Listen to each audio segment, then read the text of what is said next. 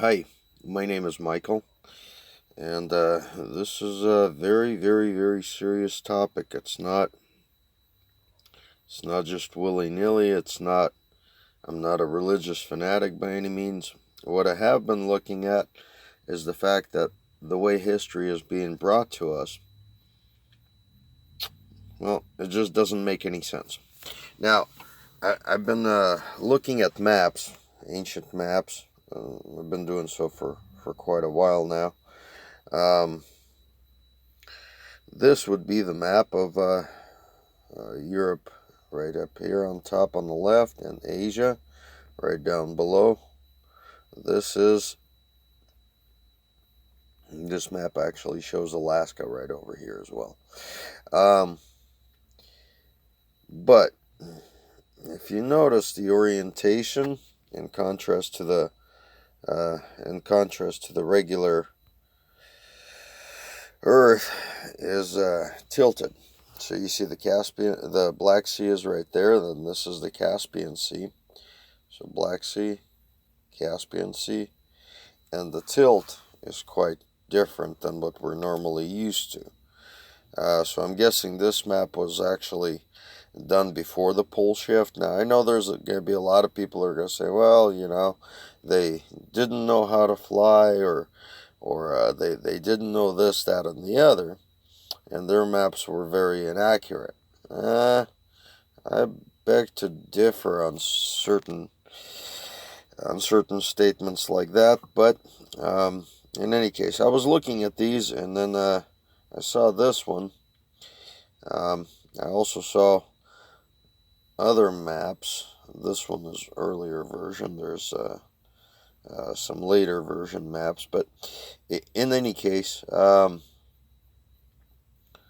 I wanted to show you is, have you ever heard of a country called the Grand Tartaria? This happens to be one of its flags, and this is on a gold plane. This right here, if you take a look, this is the American Atlas, flags of all nations, and the country with the griffin on it, on a gold flag, gold signifying empire. It's a solid gold flag, and it's got a griffin on it, and it says Tartari. Right next to it is China. So this is obviously a dragon on the left, and the griffin is on the right. All right, now to the big discovery. I'm going to go ahead and switch over to Google Earth, and I don't know, you might have seen it already. You probably didn't yet, but if we were to put the Caspian Sea and the Black Sea like so, and I started looking and thinking, okay, so if the pole shift was right here when that map was made, if the pole was right in the middle of the Atlantic and partially covering the Americas right here, so this would be, let's say, the whole Atlantic Ocean right up here would be the North Pole. And then the South Pole would be here, roughly about Indonesia area. And I started turning, and look what I saw. Whew.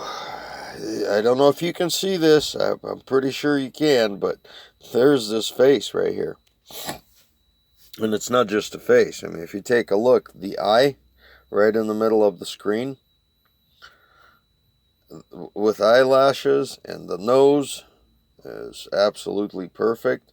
The mouth right there in the middle of the screen, the beard, and the ear. Now, I'm going to go back to these local legends for the Lake Baikal for the ear. And we're looking at Google Earth right now. So the Lake Baikal had a local legend there that this is the ear of God, and it can hear you.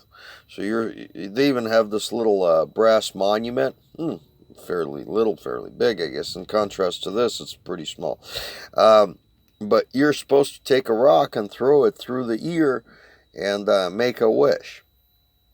It's a little brass monument that they made out there. This is obviously Google Earth, so this is not,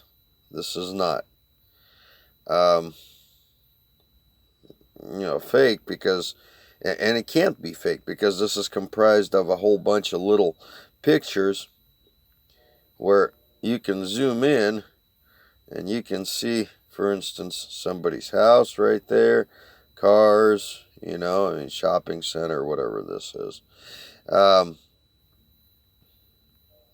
It can't be fake, because if you fake one thing on such a grand level, is what I'm saying. But take a look at the eye. That is just absolutely a work of art. Now, for as old as the planet is, I'm going to contend that this is not, that our planet is not that old. I'm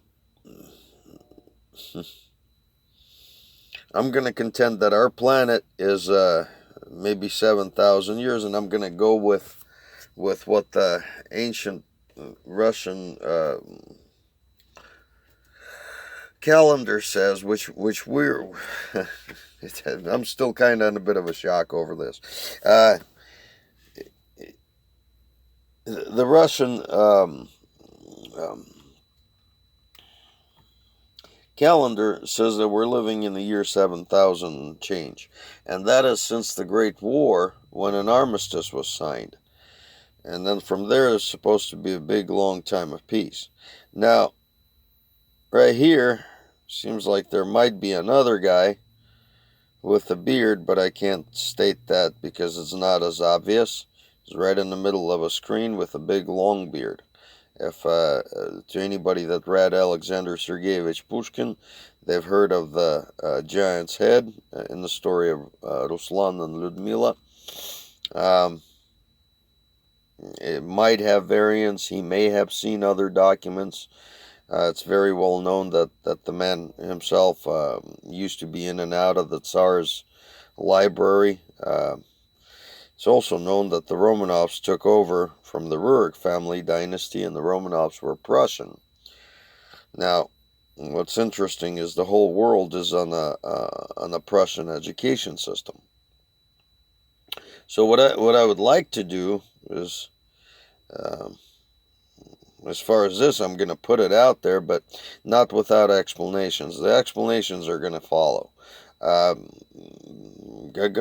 like to go into cartography. I'd like to go into certain things that don't make sense about our history, the way that it's being taught.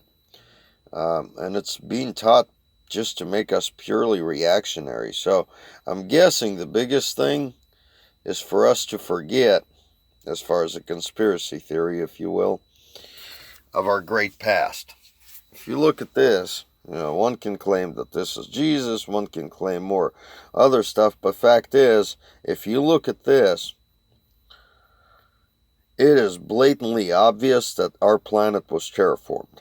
I mean, it could, here's a name right there. It says 2 letters, Ya, R. Or maybe from the people that know the runes, Viking runes, this would be Ragnarok, which wouldn't be a far stretch because Scandinavia is right up here. Now, Sweden, back in the,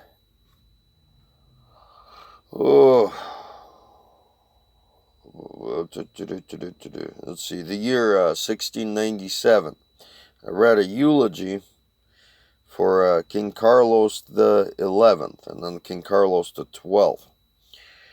And both of those eulogies are written in Latin, but, for a Russian speaker, it's as plain as day. You can understand exactly every word because they're speaking Russian. They're writing in Latin, but they're speaking Russian. So I contend that there was a change, much like you see with Polish people as well. They're Slovenian, or Slavic, I'm sorry, and they went on to a Latin system and adopted the beliefs of the Catholic Church.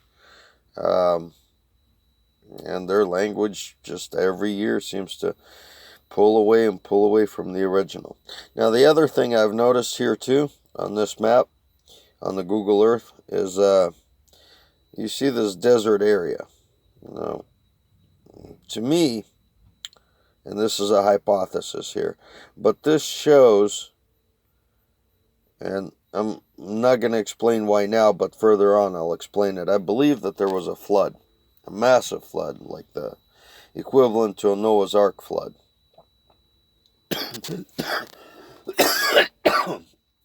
Excuse me. If you see, take a look at this area right here by the United States. It looks like there was an asteroid impact that came right into this area past Florida. And I'm going to go on the upward trajectory, and the hit to the ocean floor is right there. Now, here's the mountain chain that got forced forward. If you've thrown any rocks into the water at all with a sandy bottom, you'd see a mountain chain equivalent grow in its path as it's pushing all this water, as it's pushing all this land and soot and whatnot. I mean, you can really see it as if the water and the stone itself would have made this massive hit right here, and then the wave would have followed. The main hit would have come onto Africa. The subsequent would have went up and over this way, right over Russia, right in this area. Now, on a lot of old maps, right in this area up here, on Novaya Zemlya, there's a lot of settlements. There's a lot of cities up there, almost like it was tropical or something. You know, lots of shore cities. So obviously, if you were to think of this as being the North Pole, and then the hit comes in right here, the poles shift afterwards, and the wave then continues on through here and continues around Europe right here. But the main force of the wave is coming in at Africa, and it just devastates it. On all the ancient maps, Africa is densely populated. There's a lot of cities in through here. Right then you start looking, let's say, after the 1400s, and there's nothing. I mean, just barren lands.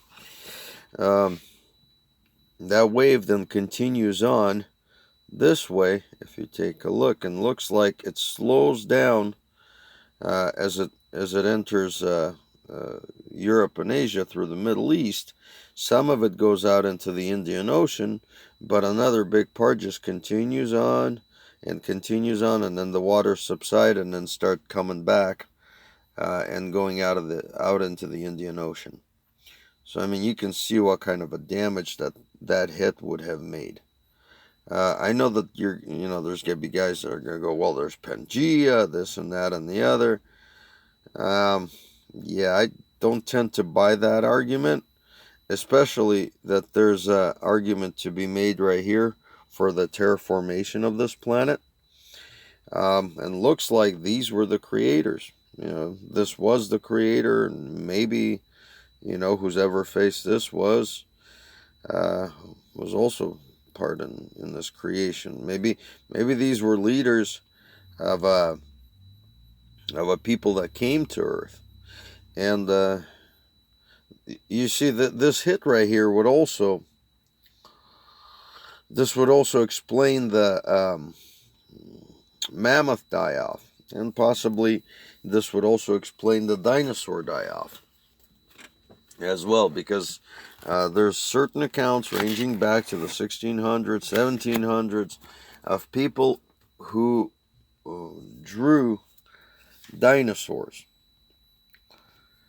which normally, I mean, if like a fictional animal like that, if you've never seen it, like for instance on a lot of the artwork, you can tell that there was let's say camels look more like a horse, and that kind of goes back to the artist never having seen a horse or a camel in real life, and was drawing it based on verbal descriptions. Also, same thing about griffins. It might have been pterodactyls and whatnot beforehand, and then by a verbal description, then um, somebody would have drawn that animal. Um, Let me throw out a theory here. This may or may not be, and so far I guess I've been doing exactly that, is throwing out the theory. Except this right here, the face is not a fake. I mean, if we go back almost to the moon, boy, this face is still plain as day. But let's say that we're not just on this planet. We meaning humans. Let's say we, the humans that are living on this planet now, come from, oh, I don't know, and this is obviously a topic to investigate and maybe more along the line of science fiction, but let's say some of us were from Mars. Let's say some of us were from the planet Phaeton that, broke up into what we know now as the asteroid belt. And let's say some of us were from Venus. Let's say that all these three planets got into a major conflict, interstellar conflict. The the warring parties pretty well destroyed itself. The Earth was probably the primitive, let's say, of all of them, and before the war was terraformed to become another home for one of these, or maybe even together, maybe couple together, maybe this race right here, the Orient maybe, or the Muslims, or not Muslims, but the Arab-looking guy right here, and this race right here, and God only knows, but they're the picture of there may have been another picture right here on the American continent, but since this happened right here, it might have destroyed the whole picture. So let's say this war breaks out, and then whoever is left on something like a Noah's Ark, which could have been, a whole bunch of different vessels coming in from different areas, and maybe Noah's Ark was just one of the vessels coming in from one of the planets. And they would have brought, let's say, species that were indicative to their lands, or to their planets, I should say. And that's why we really don't find that many dinosaurs. At that same time, the mammoths is kind of easy to explain the way that they died off. If we look at this wave that came through, so there's a hit here, the wave came through. Can you imagine all the moisture? What happens after the rain, or after, big flood, or just massive water coming into an area? Usually you get a lot of fog and a lot of moisture in the air, a lot of humidity. Well, a hit like this would have probably sparked off fires on this side of the world, may have sparked off other fires, but let's say all that smoke and all that ash and all that earth goes up into the atmosphere, and all that humid air, with the coupling of a change of barometric pressure, starts picking up all of this moisture up into the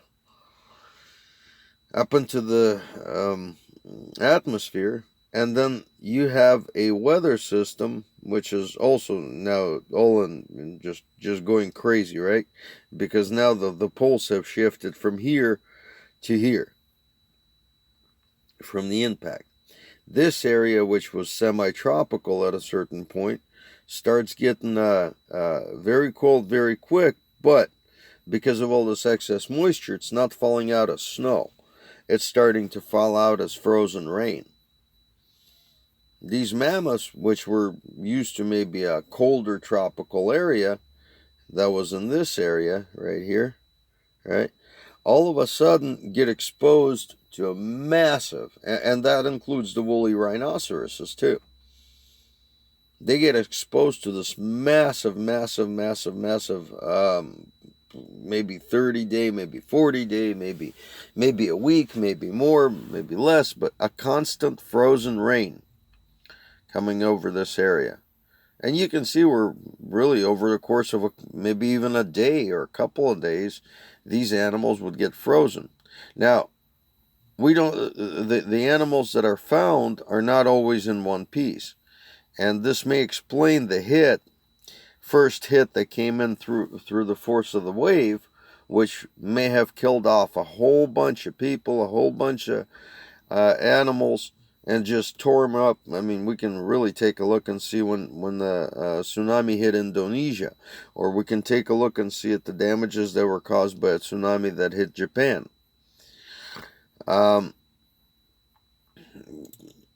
We really can extrapolate from that and see what kind of damage could have been done to those poor mammoths, which, basically elephants. And it wasn't 10,000 years. And I don't believe that the planet was terraformed, tens of billions of years ago. Scientists have a nasty way ever since Scaliger and Patavios of extending our history, because if they can't prove something, they just push it back. They push it back in time. So anyway, here's the face of the Creator, I guess. I mean, this is crazy. Plus, on top, it's got like I said, it's got a big old Yar sign on there. So let's say all these people came to this planet and they brought their animals, and you kind of start thinking this is you hear people say aliens. Well, I'm gonna say we're the aliens. We're the ones that have to wear constant spacesuits. We have to live in artificial habitat just to survive on this planet. So one can speculate and extrapolate from that we are the aliens, that we're not native to this planet. Or maybe some people are native to this planet and then some people are not. I mean, we can take an image, let's say, of this, and we can take an image of this dude right here, as washed out as he is, and say that these two maybe were not of this planet. Or quite possibly, maybe we reached such a technological point in this evolution of ours that we were able to show the rest of the solar system, maybe this is the only place that had life, that, hey, there's humans living on this planet. Kind of like the Voyager spacecraft, which got the which ended up having that not a sphere, but what do you call that gold plaque that they put in there, that they put, this is our DNA structure, there's humans or man that looks like this that live on this planet, and there's this bucket of garbage floating through space, and then maybe somebody will pick it up and they'll know that there's humans living here, and then probably come in and kill us all. But in this same idea, if somebody is flying up to the planet, if the planet was rotating like this, like so. Yep. Oh, where did it go? If the planet was rotating at this angle right there, like so, you would really easily be able to say, okay, well, there's humans living here,